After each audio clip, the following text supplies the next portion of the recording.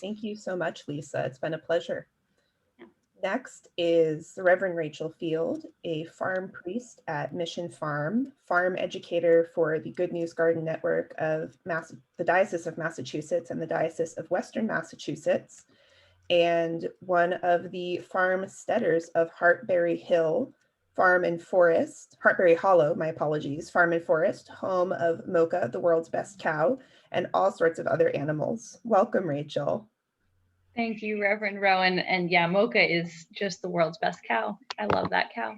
Um, I am going to pop into gallery view just to introduce my land community just in a little more depth. And then I'd love to, because I think we'll have until noon, so plenty of time. I'd love to get a sense of where everybody is here, just so I can fill in my map of this beautiful quilt of faces that we're all making. So as Rowan mentioned, Hartberry Hollow is this little land community where my husband and I live, and it's in the Green Mountains of Vermont, and the Green Mountains are the ancestral homelands of the Abenaki. And in our region, there are 4 tribes of the Abenaki people still active. And in our region, the Cusik Abenaki is the tribe that is closest still to our home. So I want to name them and bring them into this space together with us. I'd also love to maybe, here's how I'll mind if I just call people by name and invite you all to pop in your name and your physical location. And if you know your growing zone, I'd love to hear it too. But I think we can do this relatively quickly, and it would be so nice to hear where you all are. So I'll start with you, Barbie. I live in Western Maine in a small town called Stoneham. I kid that I live halfway from everywhere because no matter which direction I go in, if you want to go to a town that has shops and stores, you have to travel between 20 minutes and half an hour to get to Wow. grocery shopping and clothing stores. Wow. Thank you, But, Barbie. but it's beautiful. I love nature and I've got it all around me. Wonderful. Thank you, Barbie. Welcome. How about you, Margaret? I live in Cranston, Rhode Island, and I live in senior housing. And there, I'm not sure I'm going to do it again, but there's a piece of land that grows wild, and there's some beautiful trees that were being strangled by vines. So I started last year getting rid of the vines, and this year I went and took some more out. But I'm not sure that I didn't touch something very poisonous because both of my arms turned red like a bad sunburn. And so I wound up 5 days going to the emergency treatment center and getting intravenous antibiotics. Oh my gosh. So I'm debating whether I'm going to go back there or not. Yeah. But I have put in for the past 3 years leftover lilies and daffodils from Easter at church from church. So that's a nice thing to see because I don't. I had a house and I was able to garden and I had a little lawn, but I started putting things in the middle of the lawn. Nice. Little round garden vignettes, and my grass was crabgrass and wild green stuff. I said, I don't care. Whatever's green, you can grow. If you're not green, you're not here. Lovely. It worked good once it was mowed. And then I had patches of black-eyed Susans. And I couldn't, I just didn't want to mow anymore. So I had professional mowers. And I said, no, you have to mow around this. Yeah. What are you talking about, lady? And I said, just mow around or you don't have the job. All right. So I had a lot of little black-eyed Susan islands all over my yard, which I just love seeing them. Lovely. My Thank you, sister- Margaret. Margaret, I might have to keep moving on, but I really Moving on. love Okay. your black-eyed Susan. How about you, Roberta?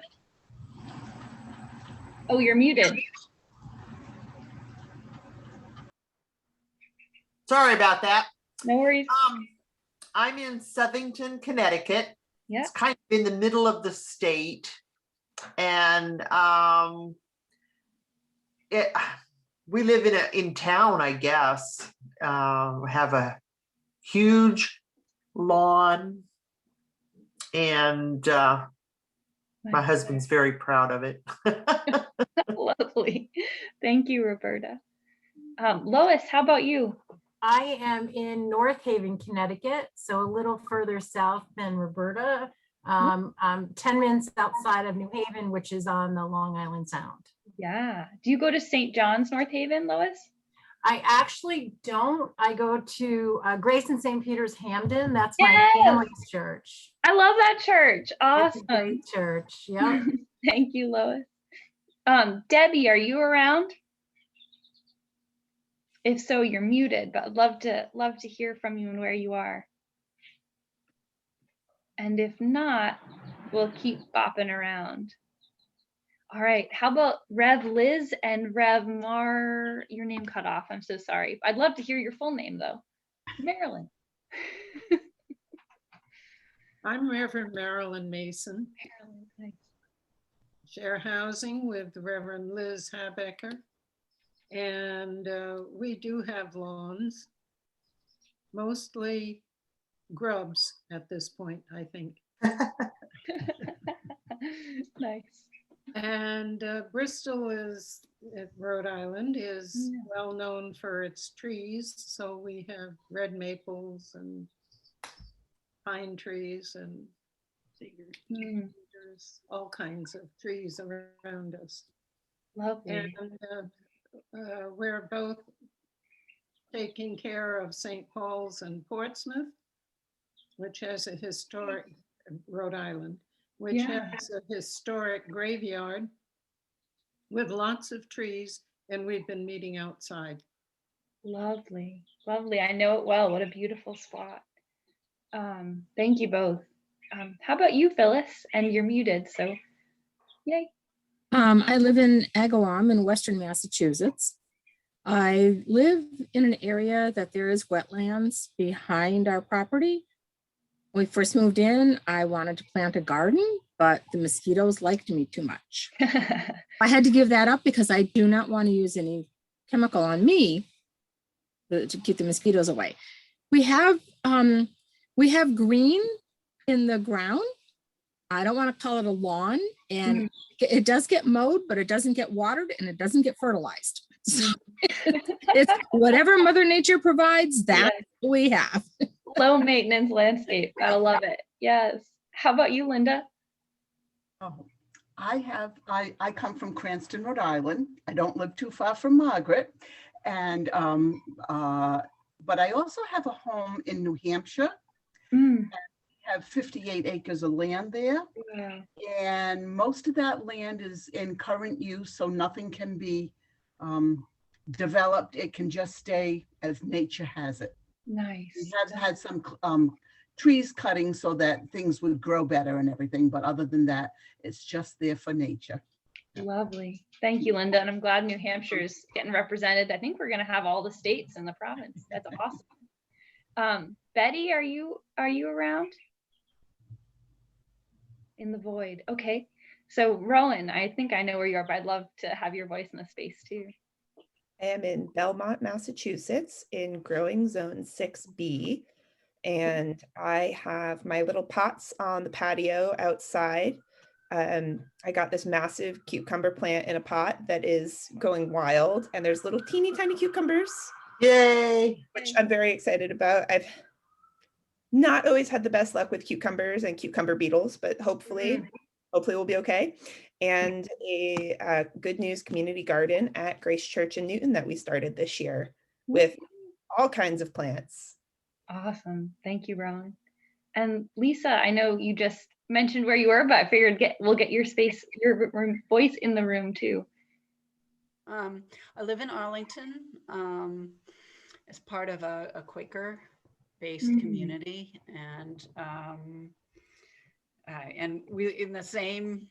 Actually, we're right next door to where Rowan lives, so in the same growing zone. Awesome. I guess you would say. Awesome. And how about you, Susan? Bring us home. I I live in Charlton, Massachusetts. It's central Massachusetts, zone 5. I think Charlton's the largest town in the state. Geographically, we have a lot of ledge and wetland as well. So we've been zoned agricultural for a long time, but there's a big housing boom here. We have an acre bowling alley lot that goes to a lake.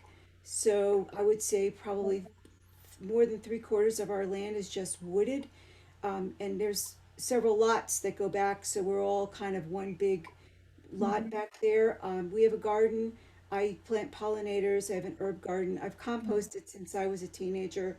The boys' chores were emptying the compost bin, much to their chagrin, but they appreciate it now. Nice. Awesome. No weed and feed. Nice. Nice. Thank you, Susan. Well, and thank you all for building up this quilt. Liz, you have a question? Oh, you're muted, Liz. Am I on? Yes.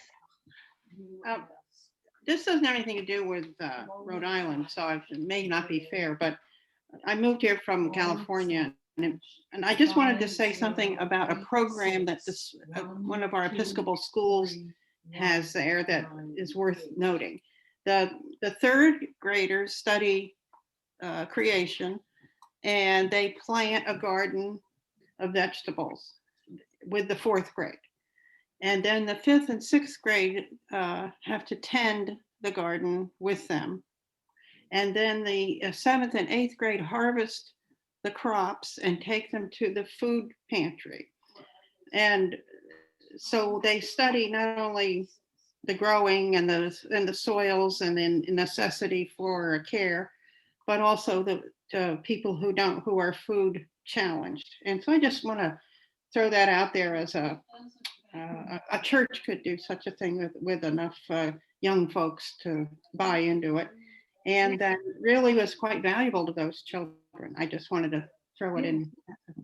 Thank you, Liz. And that's, yeah, that sounds like a lovely example of something that could fit into a Good News Garden. So that's what I'll use as a little transition segue. So thank you for the segue. I also should tell you that they prevailed upon the then presiding bishop, Catherine Jefferts Story, to be their scarecrow. So they got a picture of her and somebody drew it on a large thing, and she stands still in their garden today. Oh my gosh, that's epic. That's epic. Thank you for bringing Catherine Jefferts Story into the room. That's wonderful. Right. First woman, you know. Yes, that's right. So actually, I'd love to, in our time together, I'd love to do just a fairly brief overview of the Good News Gardens program. With a show of hands, how many folks are familiar with Good News Gardens? So, okay, a few of us are, a few of us aren't. Lovely. We will hopefully all learn something and spend some time together. And then I'll do, as much as I can, a little zoom in on Mission Farm as an example of a Good News Garden. Lisa Ransom sends her regrets. She had a family emergency and so isn't able to be with us this morning. So I'll just sort of dip in as much as I can from Mission Farm as well, kind of off the cuff. So the Good News Gardens program, hopefully going through this process together of bringing our names into this space, for me, it feels like when that happens, it feels like I'm a little more grounded and it feels like I know who's in my community more. And one thing that the Good News Gardens program invites us to do is to learn who's in our community, both in the community of people and in the more than human community. And so the idea, the Good News Gardens steps into a long history of churches and land, which is very multifaceted and probably more than I even know about and more than I'll get into today.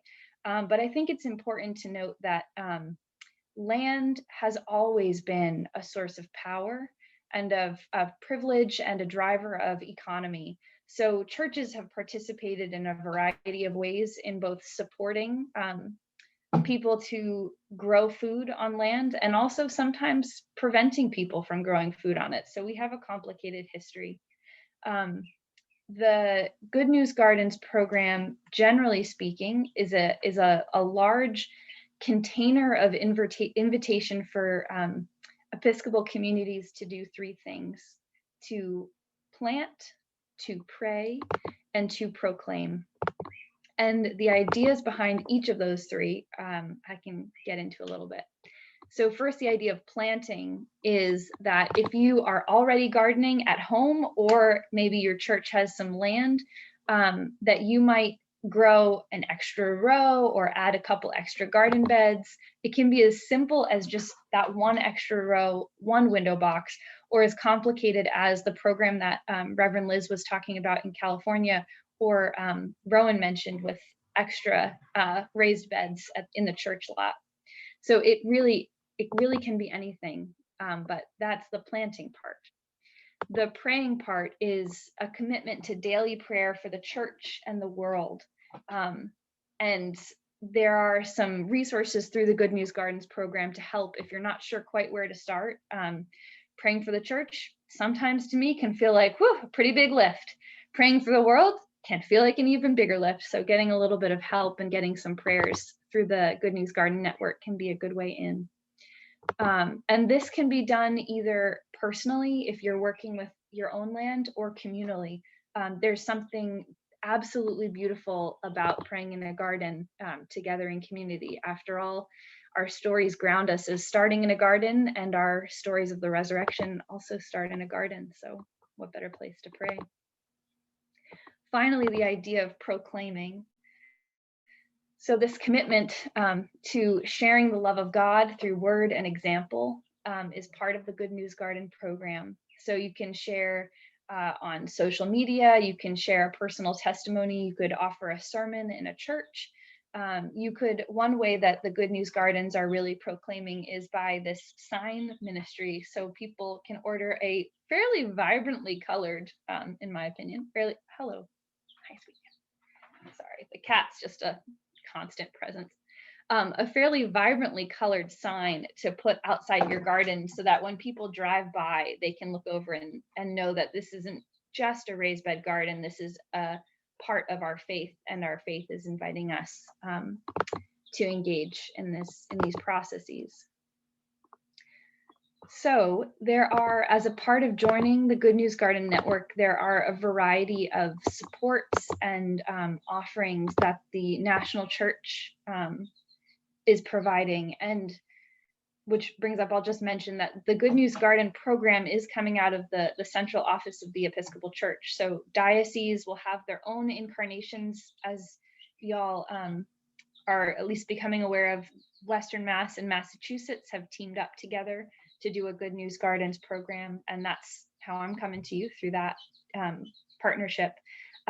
Individual parishes can do their own Good News Garden. So it really is any level of engagement, diocesan, individual, parish, all tapping into this national network, which has been cultivated for us.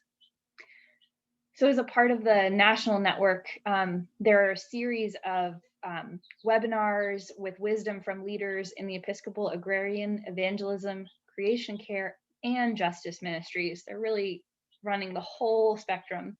They have practical links and information on growing and sharing food. So anything from how to prune and trellis a tomato, all the way to now my church garden has 50 pounds of tomatoes, and how do I get it to people? All of that kind of info, because for me, I always get caught in the how am I going to get all these plants in the ground, and then I'm surprised 2 months later when I have 50 pounds of zucchini and I don't know what to do with it. It's like, how did it even happen? So they have links to help support you in that. There's also a Way of Love in the Garden Bible study that includes Bible study programming and prayers for growers.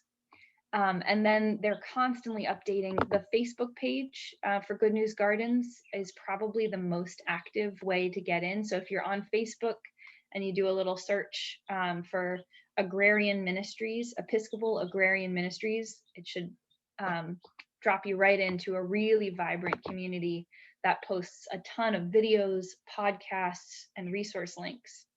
That same Agrarian Ministries Facebook page on the Episcopal Church is also a forum where people are asking questions. So it could be anything from, if I plant 15 tomato plants, how much will I overwhelm my food pantry? Because it's always, I mean, it's going to be a lot for the food pantry. So that's the way in.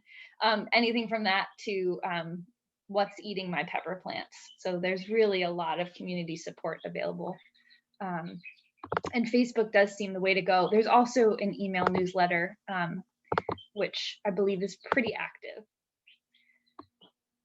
I know folks are from all around the diocese, but I will just mention for the Massachusetts and Western Massachusetts partnership of Good News Gardens, there are a series of more local support options needed, and you don't have to be doing a capital G, capital N, capital G Good News Garden in order to participate. You could be just looking at your beautiful lawn and having some questions and some curiosities, or thinking about your woodlot in New Hampshire and wondering what might be the potential there for incorporating some fruit trees. I don't know. It could be very exciting to have a living permaculture landscape. So you could be asking any of those questions and still join us on Tuesday evenings from 5 to 6 for some Bible study, for some conversation, and some general wisdom sharing around gardening.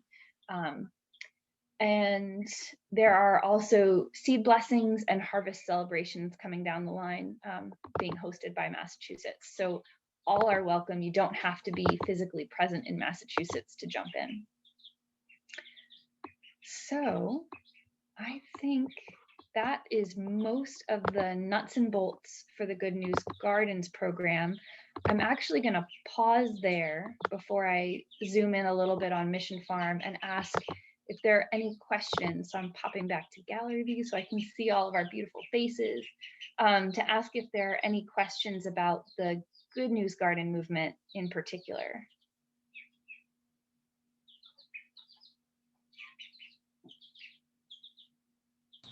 So do you find the information for the Good News Gardening, like just Google? Yep, that should work. I apologize for not having a link ready to drop into the chat, but if you were to drop into Google Good News Gardens, the first thing that comes up is a link, which I'll actually put in the chat right now, a link to the program, and it has all the details for how to sign up to the newsletter, how to get something started in your community. They also had been offering some grants, so they had some conversation about grant funding to help get your garden started. Yeah, and some of the more information and discussion about the benefits of joining and how you go about doing that. So that's all through that link that I just popped in the chat. Thank you for asking, Margaret. You're welcome. Anyone else have any other questions about Good News Gardens? On a scale of thumb down to thumb all the way up, how exciting does it sound or for you? Lauren's got 2 thumbs up. Look at that. Oh yeah. All right, sweet. Oh, this is very exciting. Cool. Well, I'll also put my email in the chat, because as you get started or as you continue with your gardening from whatever perspective that's coming from, please feel free to reach out to me, and I'm happy to offer support or more information about any part of that is exciting and interesting to you. And so excited to hear what the Holy Spirit might be awakening in all of you and in our community. So I'm going to switch roles and just do a little bit of Mission Farm. I'm sure there's going to be plenty of time for questions after the Mission Farm thing, because I'll be a little bit catch as catch can.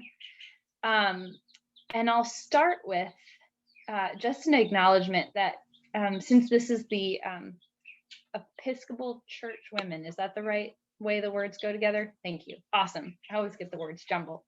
It just feels lovely to acknowledge the role that female-bodied peoples have have played in gardening, in caring for our communities through food. And so I'll offer a very short prayer from the Carmina Gadelica, which is a collection of prayers and folk sayings and practices from the north of England and Scotland in the 1800s. And this short prayer was for the harvesting of carrots, which took place on the Sunday before St. Michael's Day. And for those of you who can't wait with anticipation, that'll be October 26th this year. And on that day, the women in the villages in this town in Scotland would go out and in celebration of St. Michael, bring a 3-pronged silver fork called a torkin and dig up carrots. And if they got a carrot that had multiple little forks in it, they would say this song. So I offer this to you, bringing the voices of our ancestors, of women from the generations who have dug carrots and played in the earth. So this is the song of joy and excitement if you find a forked carrot in your garden. Fork joyful, fork of great carrot to me, joy of great carrot to me. And there are many other stanzas, but I think you get the picture. There's a lot of the word joy and a lot of the word carrot, and I just love it. So there it is, for what it's worth. So into this tradition of female-bodied people on the land, of women working with the land, my colleague Lisa Ransom and I were invited by the Right Reverend Dr. Shannon McVeigh Brown to reimagine what kind of ministry might be happening at Mission Farm. And if all goes well, I will be about to share with audio and video a clip for you introducing Mission Farm. So I will keep an eye on the chat, and maybe Susan, I can see you. If you could give me a thumbs up if you can hear the video, that would be amazing. Can you all see this now? Okay, great. Let's see if we can hear it.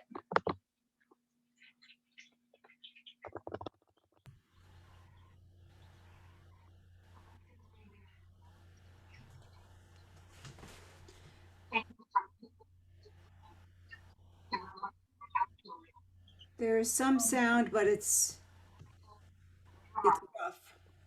Okay, so I will mute it and I'll talk through what's happening. Sorry about the sound. So this is an overview video that we shared for a diocesan convention this fall.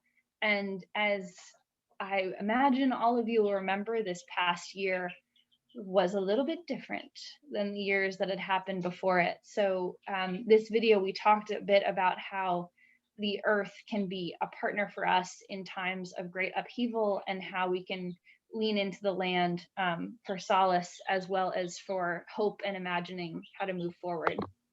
So this is our small bulldozer putting in these raised beds, and there I'm planting in the raised beds that we put in. We put in 8 beds to get us started.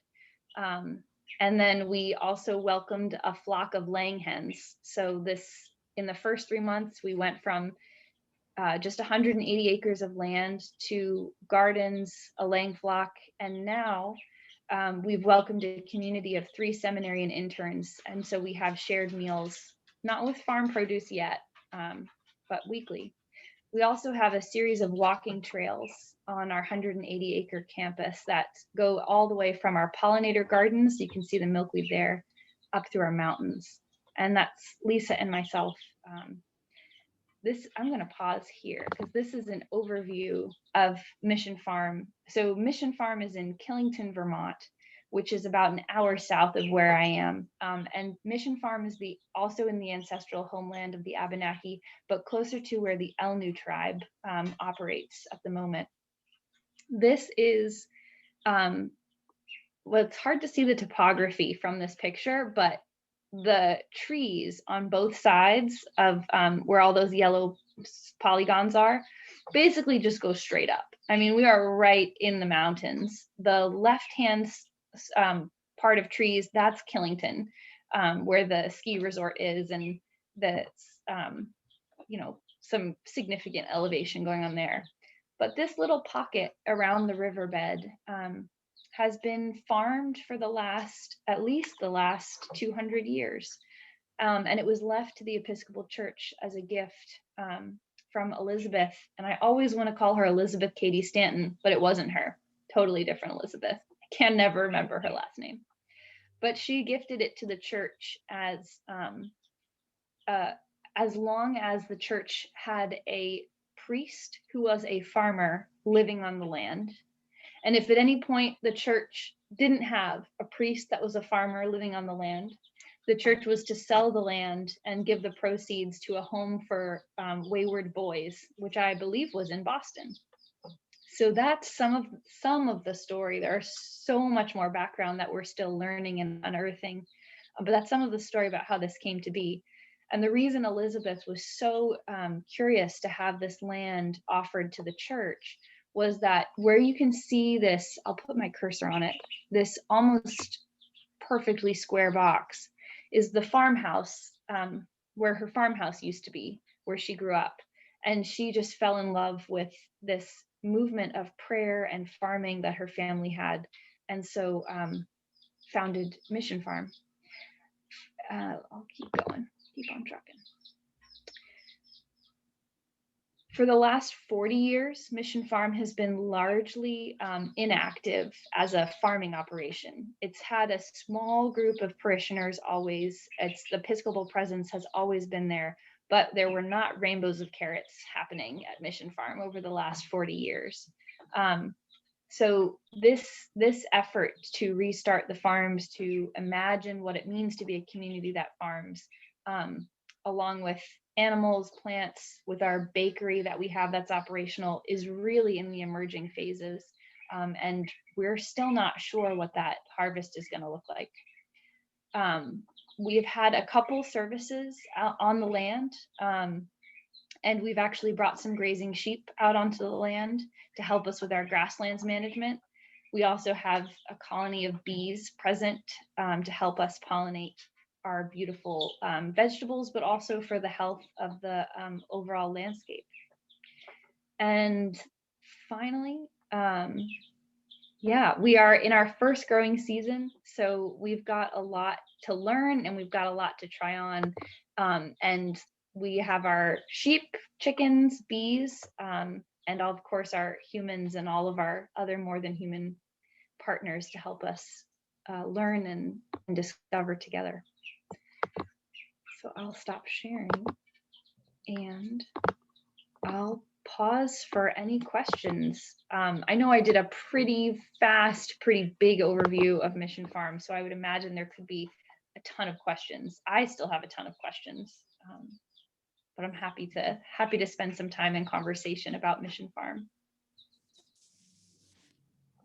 I have a question. Yeah, Roberta. And don't really have a question, I have a comment. My grandma was a fantastic gardener, both vegetables and flowers, and I inherited that from her and my son after me. And she always said, soil is in my veins. And she said that gardening is praying. Oh, I love that. Thank you, Roberta. That's beautiful.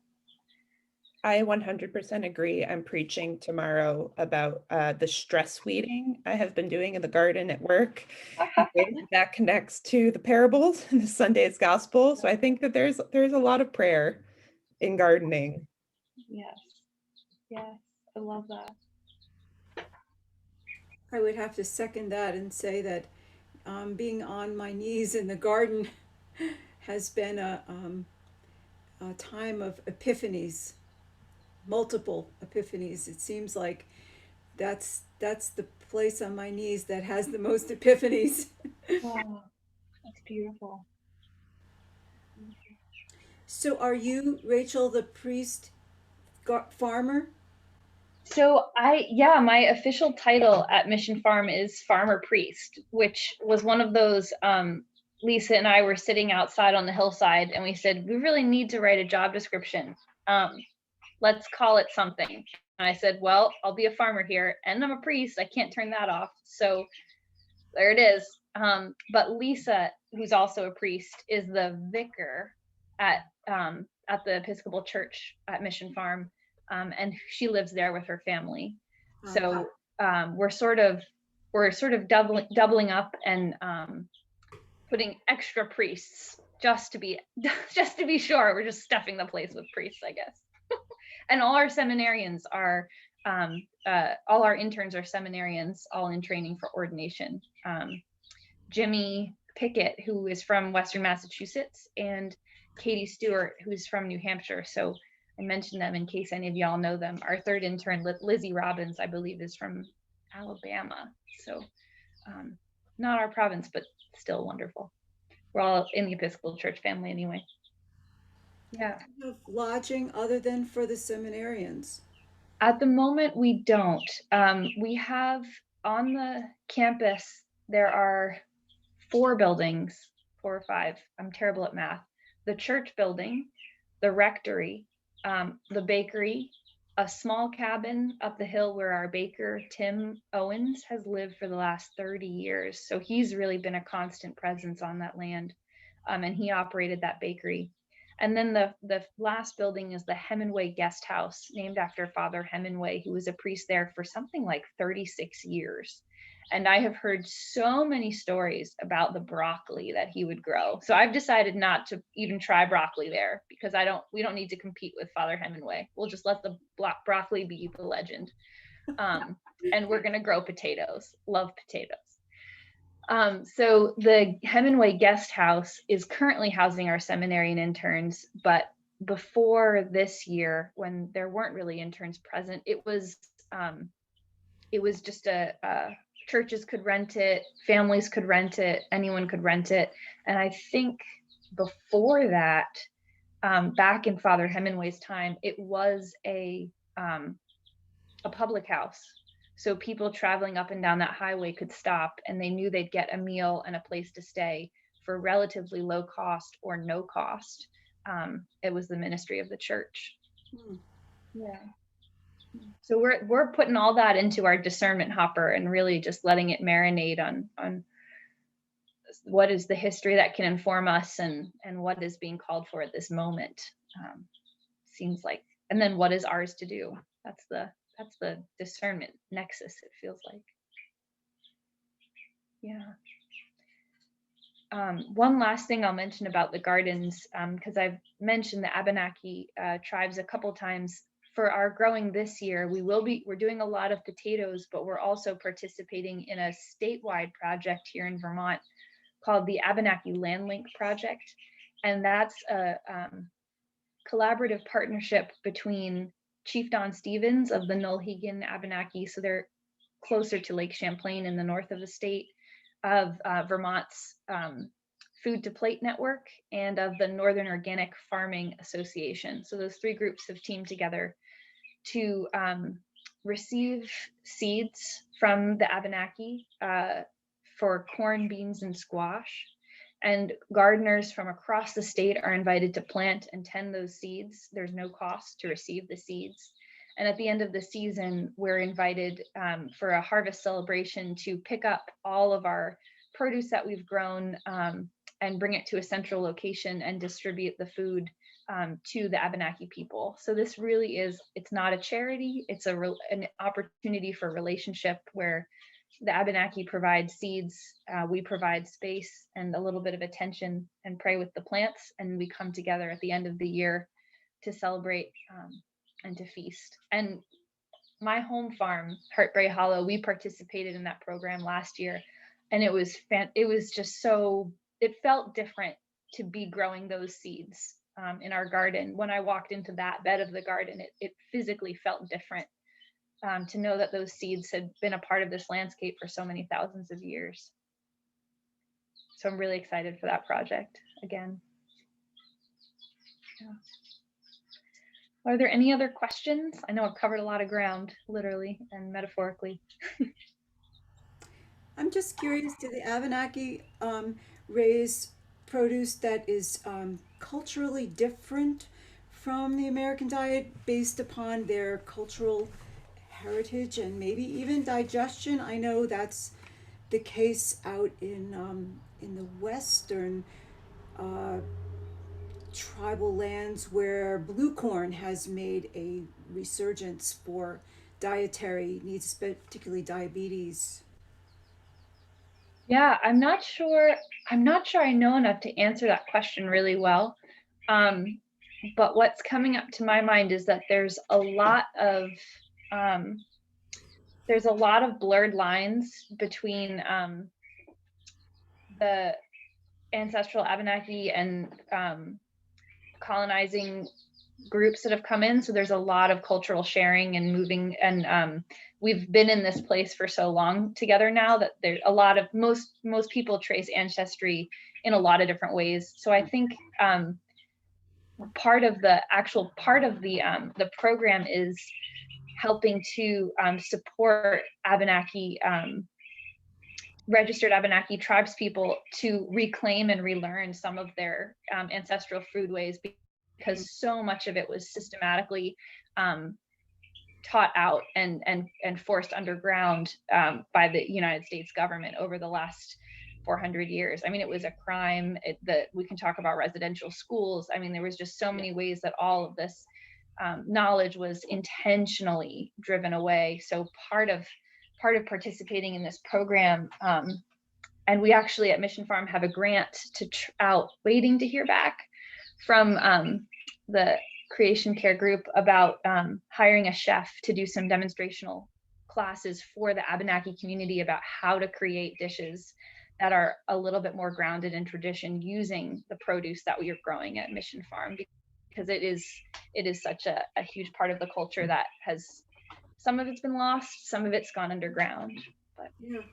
That's probably a partial answer. It's the best. No, that's I can great. offer. It just came to my mind. I was just curious, and I think part of Creation Care is going back or going to a more plant-based diet. It's better for the environment. It's better for people, and as you said, Indigenous people were almost systematically separated from their diet of culture or whatever.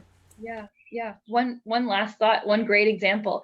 The chef that we're working with, Jesse Lawyer, who runs a restaurant, if anyone's ever in Burlington, Sweetwater in Burlington is Jesse's restaurant, and it's phenomenal. And Jesse once a month offers a dish that he has crafted from a story in Abenaki culture. So one was the story of Nanabozu hunting, distracting a demon with a duck that he'd simmered in blueberries and maple. So Jesse crafted this offering of polenta with seared duck breast with a blueberry maple reduction. And I'm saying, talk about racial justice and reconciliation. If it tastes like that, I will show up to that any day of the week. So there is some creative stuff going on around sharing the stories, sharing the food, and sharing the culture. Uh-huh. Yeah. I think that connection with the Abenaki tribes is just wonderful. And, so much of our history with the land is a history of, stealing land and, trying to destroy the Indigenous people's way of tending the land. And so that's got to be part of the mix. And it's lovely that there's such a positive reciprocal relationship developing. I love that. And I hope to, look into stuff like that too. Yeah. There's a couple great resources, and I can probably pop them. I should just know that this will come up and have them at my fingertips, because it always does. But Leah Penniman at Soulfire Farm has a map. I forget what she calls it, but it's like a land-based, what's the buzzword that starts with an R? Reparations, a land-based reparations map. So folks who have resources, folks who have land can folks who have extra money lying around can look at this map and just donate money directly to a BIPOC, Black, Indigenous, person of color, farmer or collective of people trying to start a farm. And it's fantastic, just as a way to,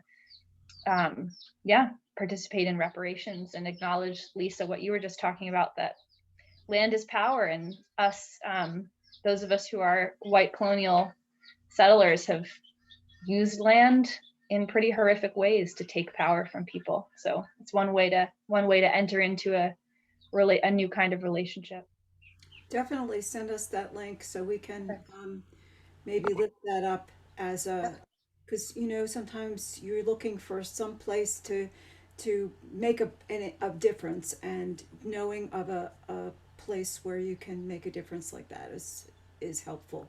Yeah, I will pop it in the chat right now. It's one of my most frequently visited tabs, it turns out, so that was easy to find. Yeah, well, I think I'll just offer, noting the time, just my deep gratitude at the opportunity to be with all of you, and for this space that Rowan and Susan, that you all have held so gently and brought together folks from all over New England. Like, how cool is that? That we've so many different ecosystems represented. Thank you all. Well, thank you too. This is really very uplifting.